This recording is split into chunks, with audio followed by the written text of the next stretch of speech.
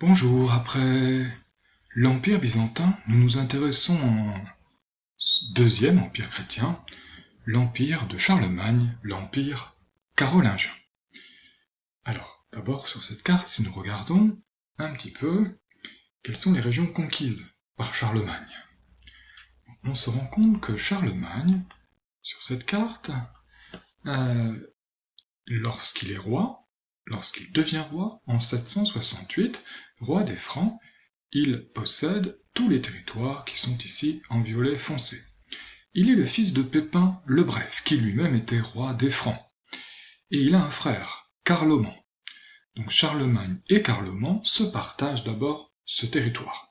Et puis, Carloman meurt assez tôt, et Charlemagne contrôle la totalité du royaume. Carloman avait 2 fils, mais ces 2 fils s'enfuient, ici, en Lombardie, auprès du roi Didier.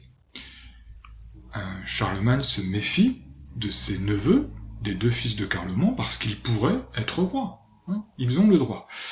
Donc c'est un problème pour lui. Il va s'en occuper d'ailleurs, puisqu'on voit qu'il va finir par s'emparer de la Lombardie, et ainsi par s'emparer de ses neveux, qui ne régneront donc jamais. Alors, il s'empare de quoi, le roi des Francs? On le voit, de territoires qui sont à l'est, Saxe, Bavière, Carinthie, Lombardie. Oui, là ici on est en Italie. Là on est en Allemagne. Et donc le royaume des Francs, il est très très grand. Il s'étend sur de nombreux pays d'aujourd'hui. Et puis enfin, il s'étend au sud, en Catalogne. La Catalogne, c'est une partie de l'Espagne d'aujourd'hui. Voilà. Où est-il couronné empereur? Il était roi des Francs, mais désormais il a un territoire tellement grand avec des peuples différents qui parlent des langues différentes. C'est un empire, et on va voir pourquoi, mais il obtient d'être couronné empereur à Rome, et il choisit une date. Noël, le 25 décembre, et en l'an 800.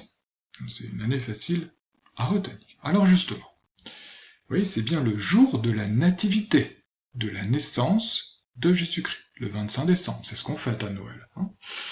C'est ce jour-là qu'il est couronné empereur. Alors il y a 3 étapes. Dans toute cérémonie, il y a des moments différents. D'abord, il y a le couronnement. Puis l'acclamation, les gens l'acclament, vive Charles, je ne sais pas trop ce qu'ils ont dit.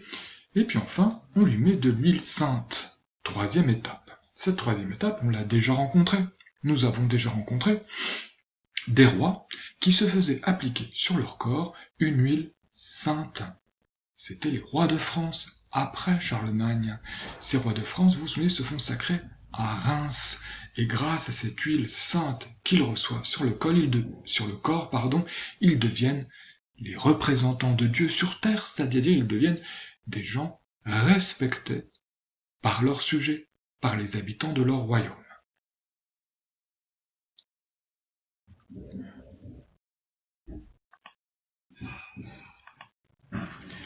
Alors ensuite, Charlemagne il fait une guerre contre les Saxons. Vous vous souvenez, la Saxe, c'est le territoire conquis au nord.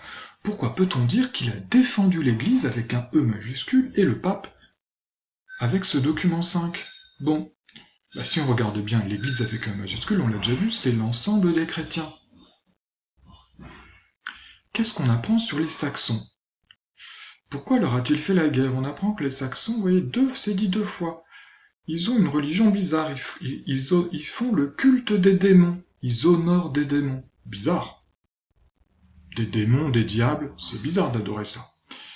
Et puis une fois qu'il les a conquis, Charlemagne, il les oblige à devenir chrétiens. Ils n'ont pas le choix. Il les oblige. Donc c'est pour ça qu'il leur fait la guerre. Il leur fait la guerre pour les obliger à devenir chrétiens, et du coup il y a de plus en plus de chrétiens grâce à Charlemagne, et du coup le pape, qui vit à Rome, lui propose de devenir empereur. Donc il a bien défendu le christianisme. Alors les Saxons, on devine qu'ils honoraient pas des diables. Simplement, vous voyez, ils avaient des démons, c'est-à-dire qu'ils avaient sans doute plusieurs dieux. Et pour les chrétiens, ce sont des démons, parce que pour les chrétiens, il n'y a qu'un seul dieu. Ils sont monothéistes. Sans doute les Saxons étaient-ils polythéistes. Les Saxons ne se sont pas laissés faire cette guerre, en effet, et Ginard, celui qui a écrit ce texte, on va y revenir juste après, nous dit que c'était une guerre longue et atroce, elle a duré 33 années. Parce que les Saxons se révoltaient tout le temps. Ils refusaient qu'on leur impose d'être chrétiens. Ils voulaient revenir à leurs anciens dieux. Voilà. Mais Charlemagne, il est chrétien, il a le sentiment qu'il n'ira pas au paradis, lui, s'il ne va pas au bout de la christianisation des Saxons. La christianisation ou l'évangélisation. Alors vous voyez, on connaît beaucoup de choses sur Charlemagne grâce à Éginard, par exemple, mais d'autres aussi. Éginard, il a vécu, vous voyez, 826. Il a vécu au même moment que Charlemagne, il a connu Charlemagne, donc il connaît beaucoup de choses sur ce qui s'est passé à l'époque de Charlemagne, et il connaît beaucoup de choses sur Charlemagne lui-même. Alors, dans ce texte, à qui est-il comparé, Charlemagne? Charlemagne, c'est Charles, c'est-à-dire Charles le Grand, Charles Lemagne.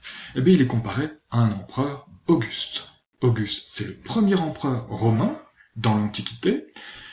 Auguste, il s'appelle pas Auguste à l'origine, il s'appelait Octave, c'est le fils adoptif de Jules César. Je pense que vous connaissez Jules César. Lorsque Jules César a été tué, Jules César, il avait laissé un testament, un papier, qui donnait à Octave, c'était un membre de sa famille Octave, c'était un neveu, il lui donnait toute sa fortune, et son nom aussi.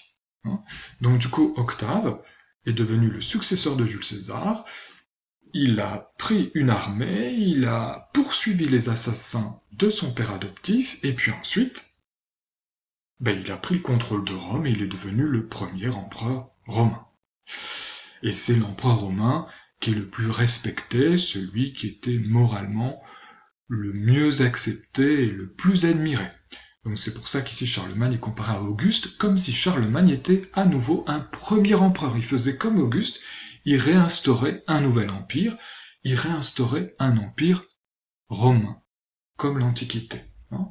Alors, il est empereur romain, il a normalement de l'autre côté, vous vous souvenez à l'est, un autre empereur romain qui est l'empereur byzantin. Donc tous les deux sont rivaux. Quelle est, du coup, la scène qui revient après, c'est un tableau qui était fait au XVe siècle, vous voyez, c'était fait 700 ans après le couronnement de Charlemagne. Charlemagne, on le reconnaît, il est au milieu, il porte des fleurs de lys, c'est ça qui permet de le reconnaître, même si à l'époque de Charlemagne, on ne porte pas de fleurs de lys, les fleurs de lys, c'est un symbole des Capétiens. Charlemagne, c'est pas un Capétien, sa famille, c'est les Carolingiens. Voilà. Et le pape, qui est ici, est en train de lui poser la couronne sur la tête, donc on est bien au moment du couronnement. Juste avant l'acclamation qui va avoir lieu, puis après aura lieu donc du coup le sacre avec l'huile sainte. Sur cette pièce, c'est une pièce de monnaie, sur cette pièce, Charlemagne est comparé à qui? Si on regarde bien, on a plein d'indices. Alors Charlemagne n'était pas du tout comme ça, Je vous montrerai après la seule image que l'on a de lui, dont on pense que c'est lui. Il n'était pas du tout ainsi, il n'était pas du tout habillé ainsi à cette époque. Justement, comment est-il habillé? Vous voyez, il a une couronne de laurier. C'est pas la couronne qu'il portait, Une couronne de laurier. Il a une cape ici, vous voyez, qui rappelle un peu une toge, et puis les inscriptions autour sont en latin. Bref, il est comparé à un empereur. À Auguste, à Tibère, à Caligula, à Aurélien, à Marc Aurèle, il y a eu plein d'empereurs romains, puisque l'Empire romain a duré longtemps. Bon, il est comparé à un empereur romain. Pourquoi? Cette pièce, elle va circuler, ça va développer l'idée que Charlemagne, c'est un nouvel Auguste, c'est un nouvel empereur romain, c'est quelque chose que nous avons déjà vu. C'est de la propagande. Charlemagne fait comme Justinien. Il fait de la propagande. Et comme d'autres, évidemment.